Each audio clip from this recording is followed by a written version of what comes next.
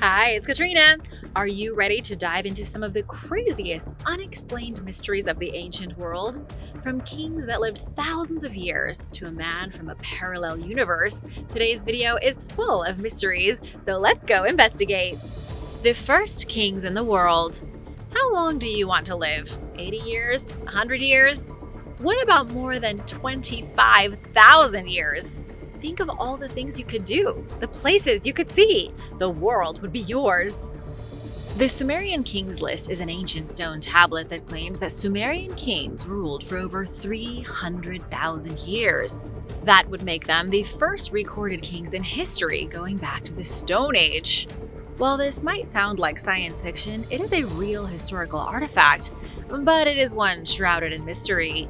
Unearthed in the early 1900s, this list and its variations offer a glimpse into Sumerian beliefs, blending myth and reality in a way that continues to fascinate us today and confuse us. The list begins dramatically, declaring that kingship descended from heaven. It started in Eridu with Alulim, who supposedly reigned for a staggering 28,800 years. Think of how much he got done. I can't keep houseplants alive for more than a month, and these guys were chilling for tens of thousands of years. These incredibly long lifespans continue for the first 8 kings, culminating in a total of 241,200 years of rule before a great flood. After the flood, the lengths of the reign dramatically shortened, raising questions about the nature of these figures. Were these numbers symbolic, representing astronomical cycles or forgotten knowledge? Or did the Sumerians truly believe their early kings possessed godlike, near-eternal lifespans? Some fringe theories propose that these kings were extraterrestrial beings, or aliens, who genetically modified early humans. The idea isn't as outlandish as it may seem, considering the Sumerian belief in the Anunnaki, powerful deities who descended from the heavens. But the mysteries don't stop there. The Kings List has some striking parallels to the Bible. Both the list and Genesis mention a flood that resets human history. Both describe a pattern where early figures lived absurdly long lives, like Methuselah and his 969 years, that drastically shortened after the flood. Is this a coincidence? Maybe. Or maybe the stories share a common cultural or historical root that predates both texts. Imagine our civilization survives another 1,000 years. By then, we might be exploring other star systems or even altering our DNA to live longer. Could the Sumerian kings have been doing something similar? Some researchers point out that DNA manipulation is no longer just science fiction. We are already editing genes today. Could the Sumerians' gods have been advanced beings who knew how to extend lifespans or travel across galaxies? The Sumerian Kings List leaves us with more questions than answers. How much of it is history and how much is myth? Let me know what you think in the comments down below. The Voynich manuscript. A picture is worth 1,000 words, but what if those pictures tell a story that no one can decipher? That's the Voynich manuscript for you. You can see this 15th century book at Yale University. It's a mind-bending mix of bizarre illustrations and a language that makes even the most seasoned linguists scratch their heads. Flipping through its pages, you'll find plants that look like they escaped from a Dr. Seuss book, and what appear to be naked ladies enjoying some water slides? I don't know what's going on here. The book gets its name from Wilfrid Voynich, the lucky or unlucky soul who stumbled upon it in 1912. He claimed to have found it hidden away in an old, crumbling castle near Rome, and let's just say he knew he was onto something special. The writing is a total enigma, with fancy cursive letters and strange symbols that look like someone tried to draw gallows while drunk. The illustrations are equally out there. We're talking about roots that look like human organs, zodiac signs that seem to be having a party, and diagrams that could only be described as biologically baffling. The history of this book is just as wild as its contents. It once belonged to Holy Roman Emperor Rudolph II, a guy who was basically the eccentric grandpa of his time. He collected dwarves, had giants in his army, and dabbled in alchemy. So yeah, this book fit right in with his collection of weird stuff. Over the years, some of the brightest minds have tried to crack the code. William Newbold, a professor who had a lot of time on his hands, thought the secret was hidden in microscopic ink patterns. He spent years squinting at the book with a magnifying glass, convinced he was about to blow everyone's minds. Spoiler alert, he was wrong. Even William Friedman, a legendary codebreaker who helped the Allies win World War II, threw in the towel. After years of staring at the manuscript, he finally admitted defeat, joking that it might be written in a language that doesn't actually exist. And that does seem to be the case. But more recent research and analysis of the manuscript using AI and other digital tools suggests that the illustrations might depict the female reproductive system. Remember, this is supposed to date back to the 15th century, so it wouldn't have been that accurate necessarily. This could have been a coded guide to women's health practices from medieval times. The different kinds of writing suggest that the manuscript was written by multiple people, but it's hard to tell who owned it in the past. What we do know is that before Voynich got his hands on it and made it famous, it was owned by Emperor Rudolf II. Voynich himself loved the theory that the text was written by Roger Bacon, a medieval monk who was way ahead of his time. But let's be honest, it could be a hoax. Maybe some clever con artist just wanted to trick rich collectors like Rudolf II. If you want to check it out, there is a digital copy available online to the public, so take a look and let me know what you think. And now for a quick break because it's shout-out time! I want to give a big thank you to Dale Denstead and Bobby Welch for supporting this channel. We wouldn't be here without you guys. Be sure to subscribe if you haven't already to join the Origins Explained family. The Beast of Gévaudan. You know how sometimes you see a bug and think, nope, nope, nope, run away, that's not a normal bug. Well, imagine that, but with a terrifying beast that terrorized a whole region of France. In the 1700s, a once peaceful French countryside was transformed into a killing field, stalked by a mysterious terror that came to be known as the Beast of Gévaudan. This creature killed an estimated 100 people, leaving a trail of fear and bloodshed in its wake. These weren't your average wolf snatched a sheep kind of attacks. We are talking full-on carnage. People were being found missing their heads entirely. But what was doing this? A wolf, a lion, a mythical monster, or something else entirely? The story of the beast began on June 30th, 1764, when a young shepherdess named Jeanne Boulet was fatally attacked. However, earlier that year, a woman tending cattle had survived an encounter with something described as like a wolf but not a wolf. This was no ordinary predator. Reports described the beast as being as large as a calf, with a reddish-gray coat, a panther-like tail, and strange black stripes. Its attacks were horrific, leaving some victims decapitated. At the time, France was struggling in the aftermath of the 7 Years' War, so the beast became both a symbol of terror and a rallying point for a demoralized nation. Newspapers eagerly spread the story, making the beast one of the first media sensations. Was it one animal or several? No one knew, but fear and fascination gripped the public. As attacks continued, the people of Gévaudan fought back with extraordinary bravery. Hunters scoured the woods, and even children weren't safe. Or helpless. In one famous incident, 10-year-old Jacques Portefeuille and his friends fended off the beast with sticks themselves. Their courage earned them rewards from King Louis XV. Another celebrated hero was Marie-Jeanne Vallée, who stabbed the creature with a makeshift spear during an attack in 1765, earning her the nickname the Amazon. But even when they fought back, the townsfolk failed to fully scare off the beast, so the king sent in professional hunters. In September 1765, the hunters killed a large wolf they believed to be the monster. The animal was stuffed and sent to the royal courts, but unfortunately the killings resumed just months later. Was there a second beast, or had the real creature never been caught?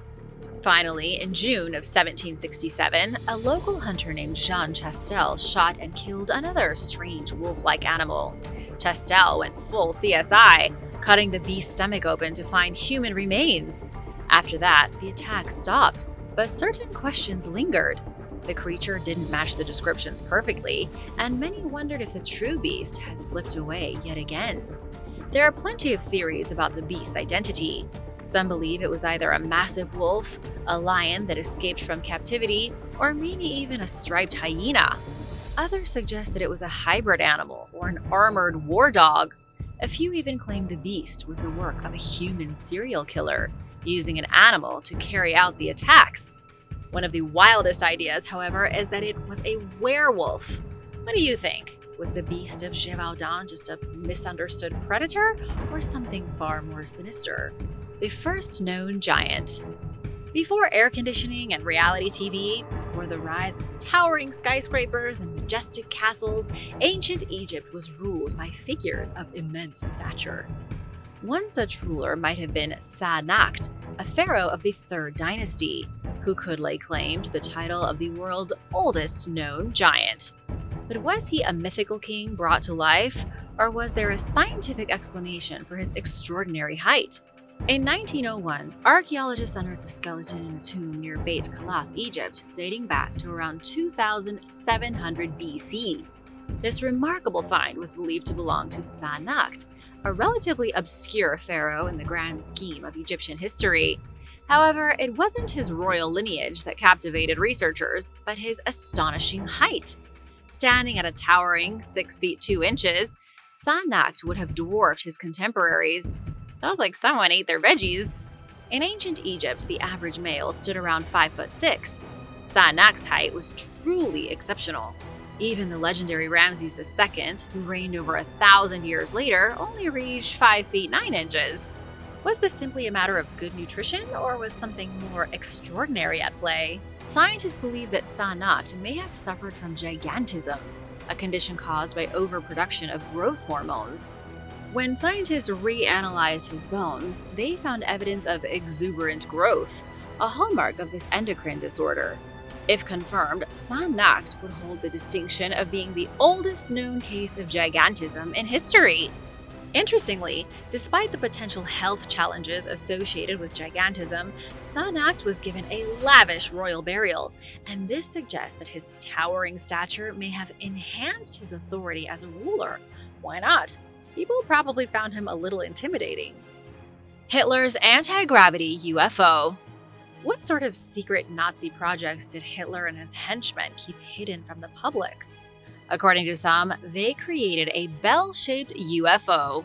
What was it capable of? Just anti-gravity flight, time travel, and even breaking the laws of physics. This is the wild legend of Die Glocke, or the Bell, a supposed Nazi superweapon that some claim was stolen by the United States after World War II. Nazi scientists were known for pushing the limits of technology during the war. From advanced tanks to terrifying V-weapons like the V-2 rocket, their reputation for innovation was enough to scare the Allies. So much so, in fact, that as the war ended, the US launched Project Paperclip, a secret mission to snatch Nazi scientists and their inventions before the Soviets could. Among those scientists was Wernher von Braun, who later helped NASA build the rockets that sent humans to the moon. But what about Die Glocke? According to conspiracy theorists, this wasn't just another tank or a missile, it was a Wunderwaffe, or a wonder weapon like no other. It was first mentioned in the 1960 book Morning of the Magicians. It was then later popularized in Igor Butowski's 2000 book, The Truth About the Wonder Weapon. Die Glocke was described as a glowing, spinning device that supposedly defied gravity. Some even claimed that it was a time machine or part of an SS anti-gravity program. And then there's the mysterious SS Colonel Hans Kammler, who allegedly oversaw the project. Kammler vanished at the end of the war, leading some to speculate that he traded Die Glocke to the US in exchange for his freedom. UFO enthusiasts claim that this secret Nazi tech led to the infamous Kecksburg incident in Pennsylvania in 1965, when a bell-shaped UFO reportedly crashed. Was this proof that Die Glocke lived on? What do you think? Now here's where things get tricky. Despite all the talk, no actual evidence of Die Glocke exists, at least that we know of. The US did capture plenty of German superweapons, but no anti-gravity devices or time machines. Again, that we know of. NASA attributes the Kecksburg UFO to the re-entry of a failed Soviet Venus probe, Cosmos 96. And if the US had mastered anti-gravity in 1945, wouldn't we all have flying cars by now? So, was Diglaka real, or is it just a mix of post-war Nazi myths and sci-fi imagination? The truth is murky, but one thing's for sure, it's a story that's too strange to ignore. The Secrets of Queen Nitocris. Was Queen Nitocris a vengeful goddess or a figment of fevered imaginations? Lost in the mists of ancient Egypt, her story whispers of bloody revenge and a reign shrouded in doubt. Did this mysterious queen truly exist, or is she merely a phantom, a legend born from the creative minds of ancient writers? The tale of Nitocris comes from ancient writers like Herodotus, Manetho, and Eratosthenes. Manetho, an Egyptian priest from the 3rd century BC, called her the most beautiful and courageous woman of her time. He claimed that she ruled for 12 years and even built the 3rd pyramid. Eratosthenes, a famous Greek scholar, said her name meant Athena the Victorious, and wrote that she reigned for 6 years. But Herodotus, the so-called father of history, painted the most dramatic picture of all. According to Herodotus, Nitocris became queen after her brother, who was also her husband, was assassinated. Fueled by grief and rage, she devised a cunning plan to avenge his death. She built a vast underground chamber and invited her enemies, the people responsible for her brother's murder, to a grand feast.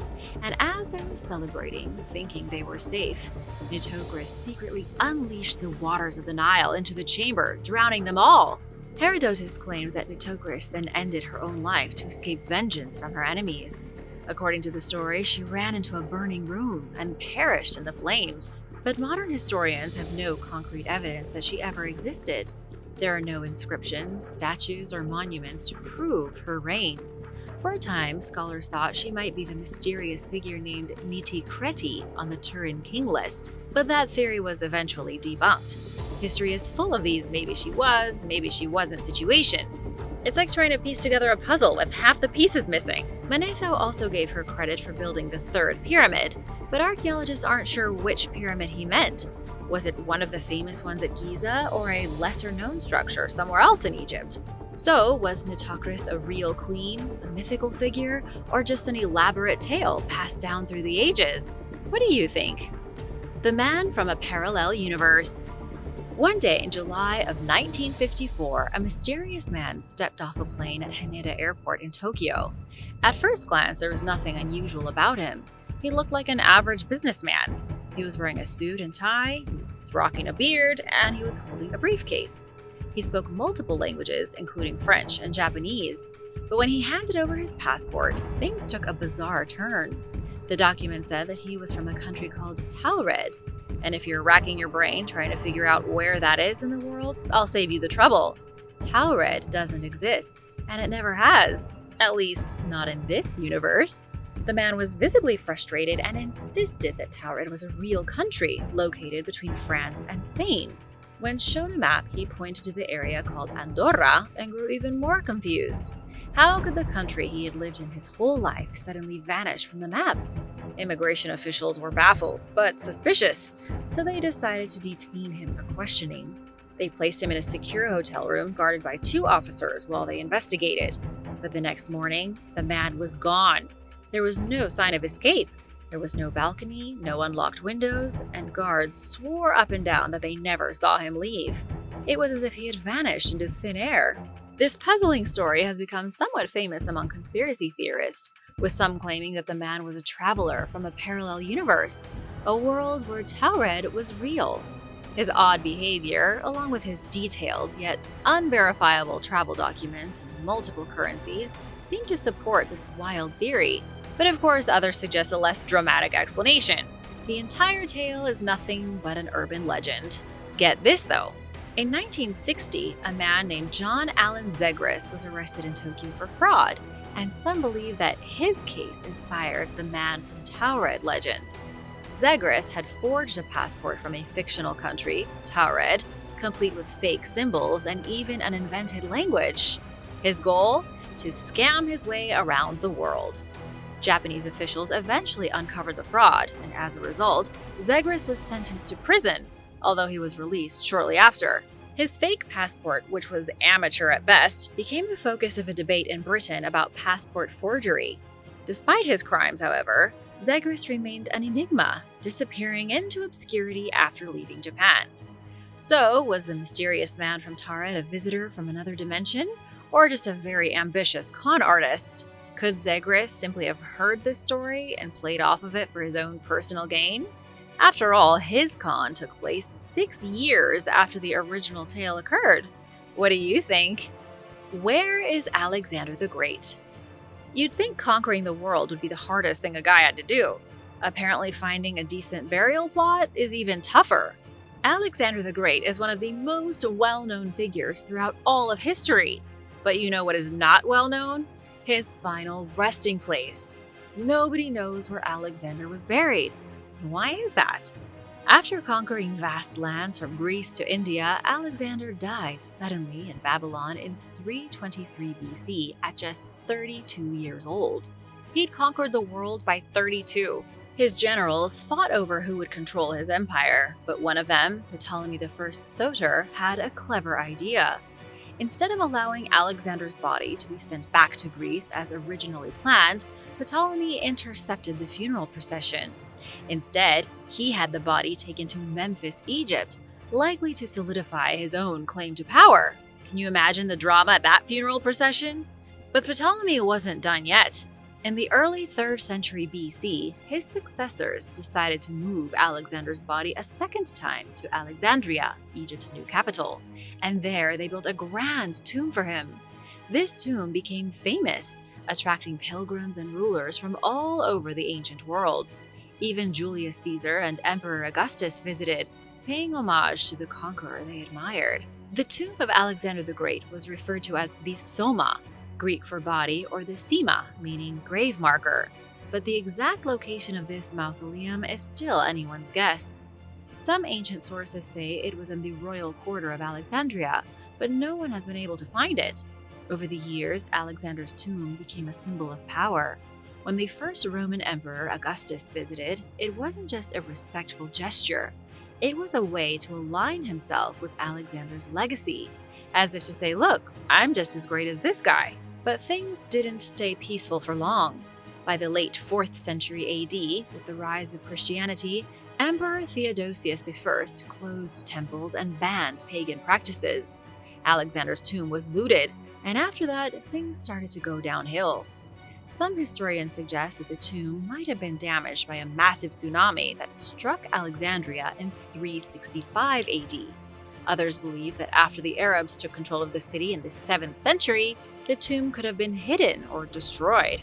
The strangest part of all? Travelers reported seeing Alexander's tomb well into the 16th century, but no one has been able to find it since. Some people even suggest wild theories, like Venetian merchants stealing Alexander's remains by mistake, thinking they were relics of St. Mark. Others believe the tomb is now submerged underwater or buried deep beneath the modern streets of Alexandria. Many excavations have taken place, and yet the mystery continues. The search for Alexander's tomb is one of the greatest archaeological quests still ongoing today. Will we ever find the final resting place of one of history's most legendary figures? Let me know what you think in the comments. Apollonius of Tyana, the Greek Jesus. Get ready for a historical whodunit. Was Apollonius a genuine prophet, a clever charlatan, or simply a victim of historical spin? The Roman Empire was at its peak during the 1st century AD when two extraordinary figures were walking the earth. One of them, Jesus Christ, is known by billions today, but the other, Apollonius of Tyana, is nearly forgotten, despite having a life story that seems almost identical to Jesus. So, what happened? Were they the same person? Or is it just an amazing coincidence? Apollonius was a philosopher from Cappadocia, a region in modern-day Turkey. You know, with the underground cities and the hot air balloons. He traveled across the Roman Empire, preaching his teachings and performing miracles. He was born around 3 BC, and like Jesus, stories about his birth were surrounded by divine signs. Many thought he was more than just a mortal. He was said to have ascended into heaven, and some followers even believed that he would one day return to Earth, much like the beliefs about Jesus. This is where things get really interesting. The similarities are hard to ignore. Historians have often pointed out how both Apollonius and Jesus were known for performing miracles. Apollonius was credited with healing the sick, casting out demons, and even raising the dead. He also had a group of devoted followers who believed that he was a divine being sent to guide humanity. Now, if that doesn't sound like a story you've heard before, I don't know what does. But wait, there's more. Apollonius didn't just live in the shadows of famous emperors, he actively defied them. He boldly criticized the Roman emperors Nero and Domitian, even entering Rome after philosophers were banned under penalty of death. His fearless acts of rebellion made him a hero to many, much like the way Jesus challenged authority in his time. After being arrested, Apollonius gave such a brilliant defense speech that he won his freedom. Despite being widely revered during his time, Apollonius' story almost disappeared from history. The philosopher was honored with temples all over the Roman Empire, but today few even know his name. And why is that? Some researchers suggest that the rise of Christianity and its growing influence led to Apollonius being overshadowed, even purposefully erased by those in power. Did history get a little competitive and decide to play favorites?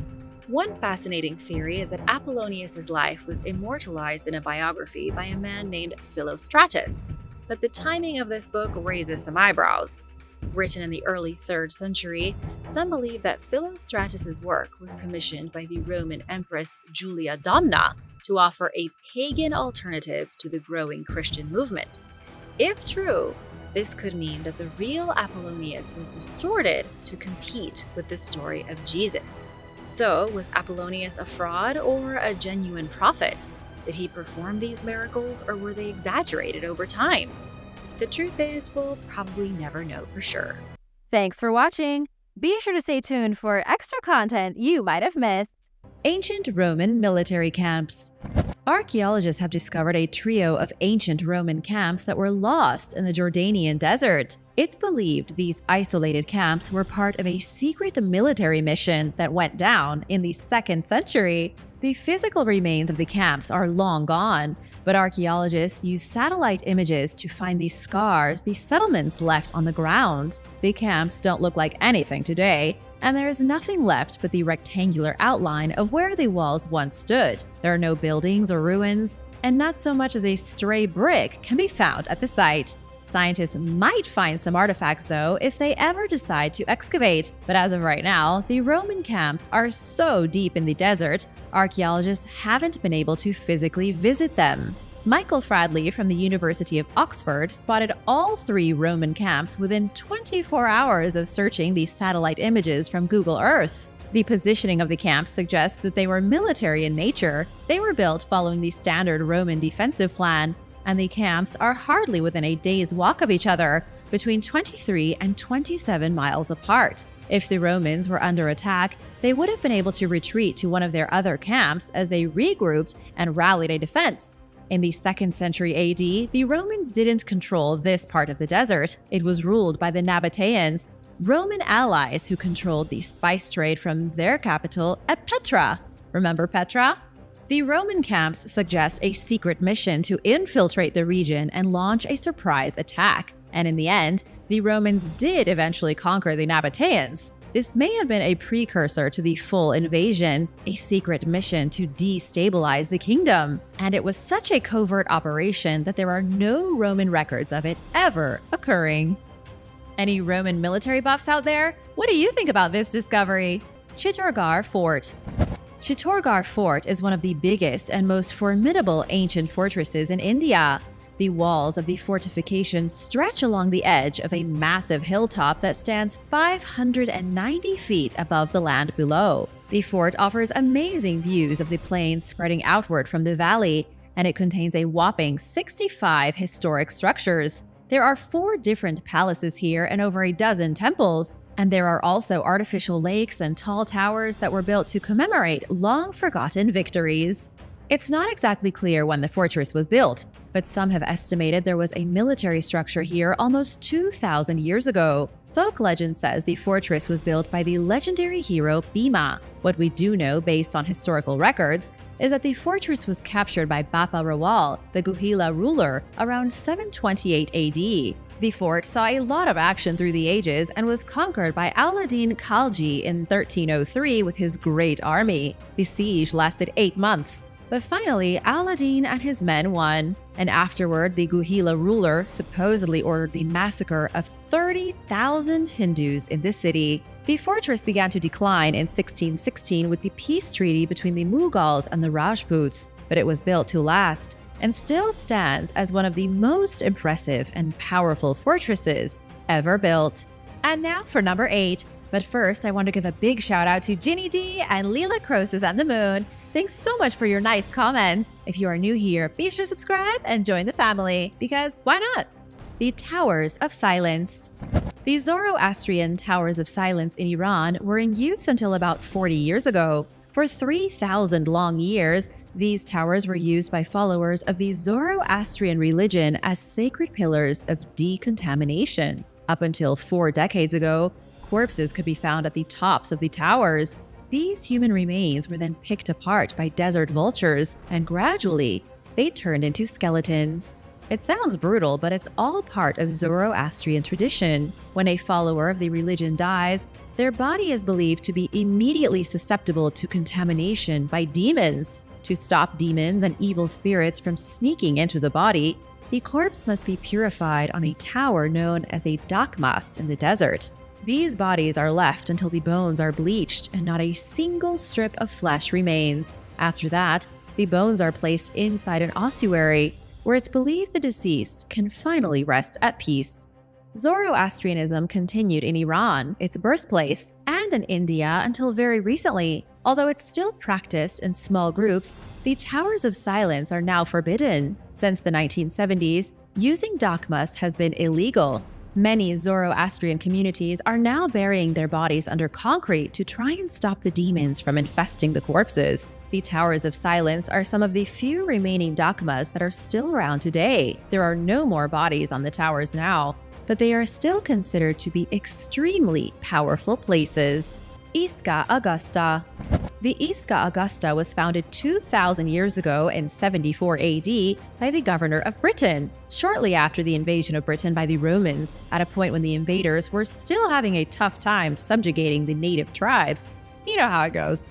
The governor, Sextus Julius Frontinus, commissioned the construction of a powerful military base to help put an end to the rebellious tribes in Wales. What started as a small military outpost grew to be one of the only 3 permanent fortresses in Britannia, back when it was a Roman province. It was the main headquarters of Augustus's Second Legion, which had been around since the Roman Republic. Augustus's Second Legion, also called Legio II Augusta in Latin, had fought valiantly across Europe. They campaigned across the Cantabrian Wars, fought against the Germanic tribes, and were chosen to help invade and conquer Britannia. The Isca Augusta was their home base. It covered 50 acres and was outlined by tall stone walls and support towers. From the base, legions marched into Wales and slowly but surely brought the population under their control. Sadly, the fortress is in ruins today. It remained in use until about 300 AD and then was abruptly demolished. Historians think it was the result of Electus's rebellion, when the usurper emperor tried to seize power from the Romans and attempted to take back Britannia. A handful of people lived in these structures until around 380 AD, but the Isca Augusta never saw the Roman military return. These days, it's mostly grown over with bright green grass. So you kind of have to use your imagination. The Prince's House.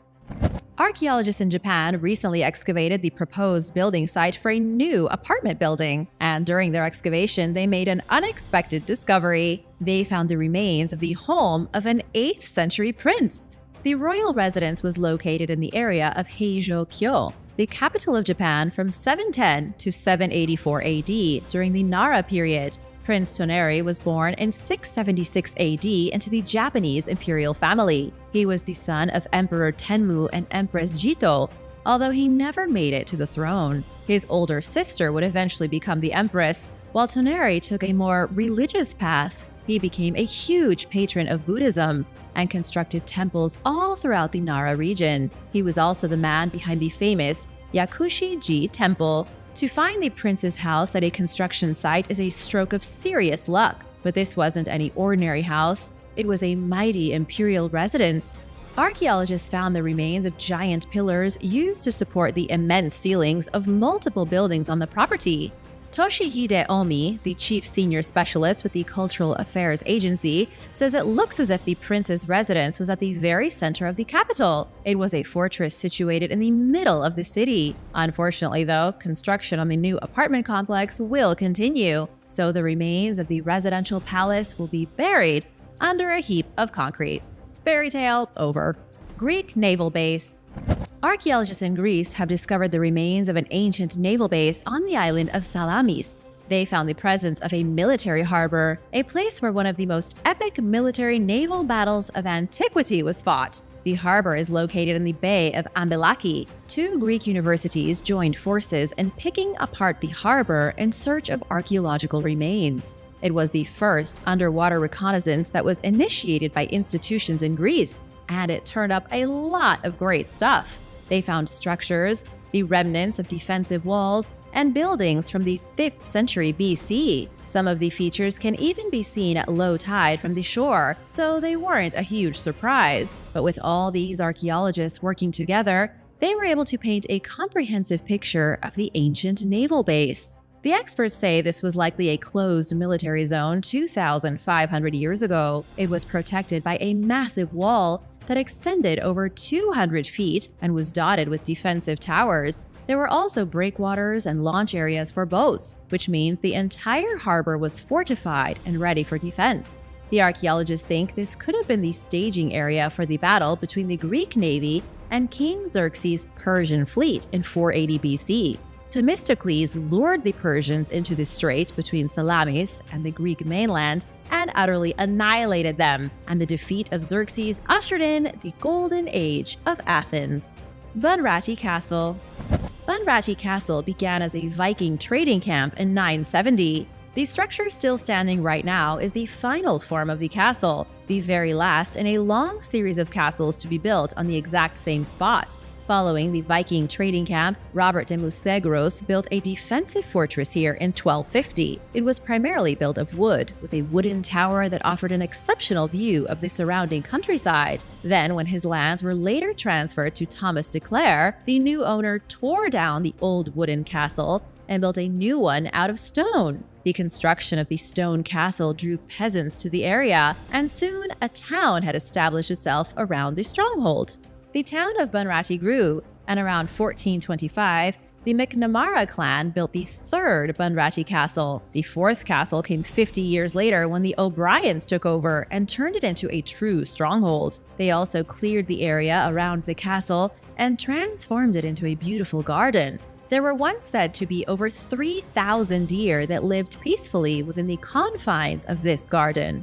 The castle is a fantastic example of Irish architecture. It still stands proudly with its 3 main floors and turrets intact, and the dungeon is still ready to accept prisoners. The Great Hall is located on the top floor, and it was once used to hold audience with the Earls of Thomond. The castle changed ownership frequently between the 15th century and now, and it was only restored to its former glory in 1945 by Lord Gort. Now it serves as a tourist attraction and is one of the finest and most exceptional castles in all of Ireland. What do you think? Do you want to visit this castle? Let me know in the comments below. The Lost Fortlet. From Ireland, let's go to Scotland. A lost Roman fortlet has been identified in rural Scotland. On the edge of the Antonine Wall, which once stood as a border fortification against the rebellious Scottish tribes, the Roman fortlet marked the edge of the Roman Empire 2,000 years ago. We already know the Romans invaded Britain, but what gets a lot less attention is the invasion of Scotland in 43 AD. The Romans conquered the area we now call England fairly easily. But when Emperor Claudius and his army tried to push into Scotland, they received unanticipated resistance. The Caledonians were especially fierce, so there really wasn't much the Romans could do because they had already reached their limits. The army then built the Antonine Wall in 142 AD after a century of little progress. This marked the edge of their empire and the edge of their influence, and it was the farthest the Roman Empire would ever expand in the West. All along the Antonine Wall were established primary forts and smaller fortlets. These were military bases where soldiers defended against any invasions by the Scots to the north. Most of these army strongholds are long gone, but it was only recently that researchers with Historic Environment Scotland were able to discover one of the ruined fortlets thanks to new advances in technology. They used high-tech gradiometry to uncover the location of the fort that they'd failed to find since the 1970s. It's nothing but an overgrown hill now, but it's still exciting to know where the fortlet originally stood. The Giza Barracks.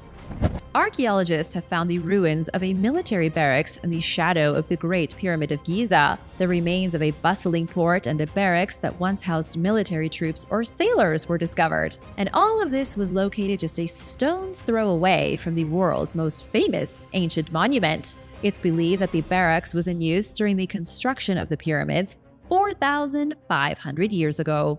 The modern city of Cairo pushes against the Giza Plateau today. But during antiquity, there was a town at the edge of the pyramids called Khentkawis. Previous discoveries have already shown that it was likely a thriving port. Thousands of years ago, there was a lot more water here, and the pyramids were accessible by canals coming in from the Nile. Giza and the surrounding towns like Khentkawis were part of the same major port for 3 generations, under the reigns of pharaohs Khufu, Khafre, and Menkaure. These were the pharaohs who each built one of the 3 Great Pyramids. Archaeologists found a series of long buildings that may have been used to house sailors or soldiers during the reign of these 3 legendary pharaohs. Each building is about 23 feet tall and 113 feet long. The troops or sailors held here likely went on voyages up the Nile to fight in wars. They may have even been stationed here to guard important people when they came to Giza. But in all honesty, nobody can say for sure. All we know is that there were hundreds of soldiers stationed here throughout the construction of all the pyramids in Egypt.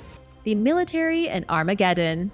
Armageddon is a city in Israel. It's an ancient place, a biblical site where the final battle for humanity will supposedly take place. The Christian Bible claims the armies of the world will meet at Armageddon, and the last battle will be fought at the end of times. The name itself, Armageddon, has become another word for the apocalypse, but you probably already knew that. Archaeologist Gottlieb Schumacher was the first to excavate the city in 1902. During his work, he uncovered the remains of an amphitheater. It was a circular depression in the earth, which he thought was an ordinary amphitheater, likely constructed by the Romans. But over 100 years later, in 2013, a team of researchers excavated the same circular depression and made a shocking revelation. They discovered the walls and foundations of what was once the administrative center for the 6th Ironclad Legion of Rome.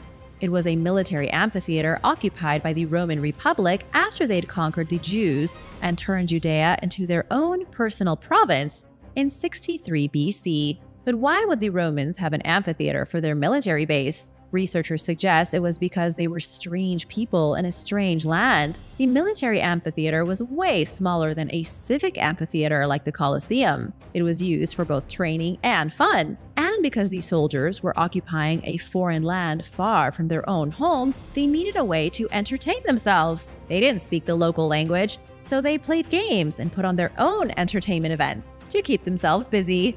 What do you think life was like for the average soldier? Let me know in the comments below. If you enjoyed this video, be sure to give us a thumbs up and subscribe. See you next time. Bye!